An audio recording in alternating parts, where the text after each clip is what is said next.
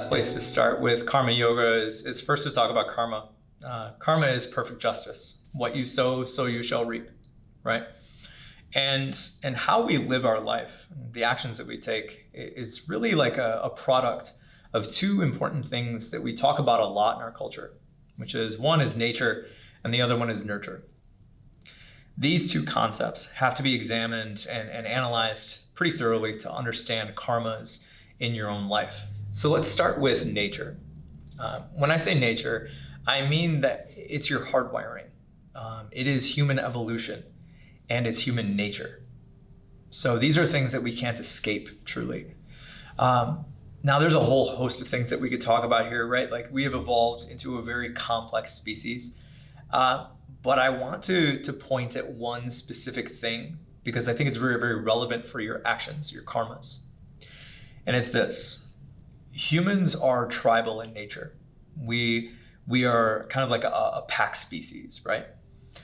Most of our evolution, or much of it anyways, has to do with our ability to get along with other people and to be part of a community. Now this is important because as we evolve to become part of a community, we shape community. And so the community evolves, and then it sharpens us as well. As community becomes more complex, then we become more complex, and we continue to strive to fit into a more and more complex society. So I want to point out that this is part of our hardwiring, because sometimes we struggle with whether or not it's okay to seek approval, or if we want to feel acknowledged for things. You know, I'm not saying that we should seek that more necessarily. And if you feel uneasy about whether or not you belong, that's not a very good feeling either. But we need to acknowledge them. So I guess what I'm trying to say is that those feelings in moderation are natural, they're healthy, and honestly, they are a part of our evolution. So they can guide your behavior in a very productive way if it's done in moderation. In fact, these attributes, they're not only a result of our evolution, but they're actually a key driver in further adaptations and a means to help us with future evolution and selection. So that's nature. And the other side of the coin is nurture. And this is our environment, and it's your upbringing. You know, in practicing yoga, as an example, there's a method of disciplining your senses called pratyahara. Pratyahara is a practice that you manage your input from the external world so that it doesn't influence you without purpose, right? It doesn't take control or unduly influence you. And it doesn't also, I guess, it doesn't consume your energy and your focus and all of your time.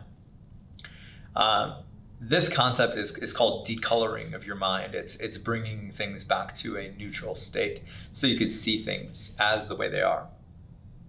Now, in the same way, I believe that you must discipline your surroundings by looking at your environment, at the people in your life, all of the things that are around us that influence us, all the little triggers that we built into our life, and how we interact with the world in general.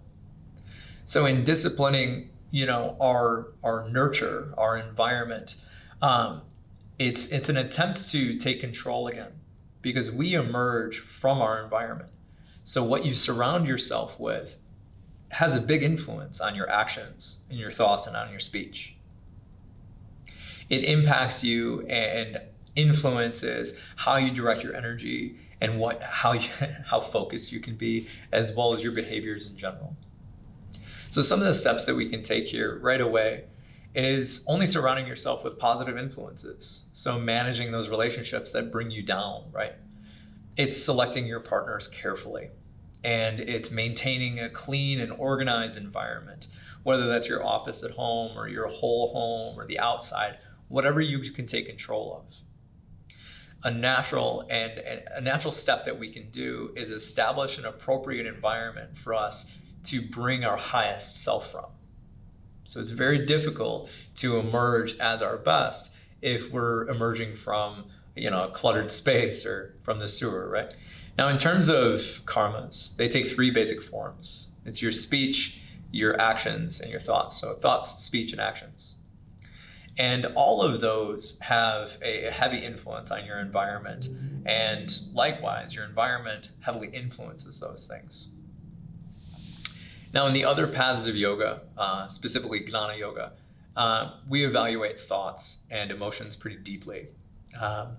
But we have to kind of do that again with karma, but we put it into the karmic context. So we want to look at your thoughts and how your thoughts are influencing your speeches and your speech and your actions. It's said that your thoughts are the seeds of your speech and actions. So we have to be able to understand that all things are created twice. First they're created mentally, and then they're created physically. And so if we're going to take control of them, we have to be able to deal with it at the root. Your thought patterns are handled before they become the potent karmas that are your speech as well as your actions.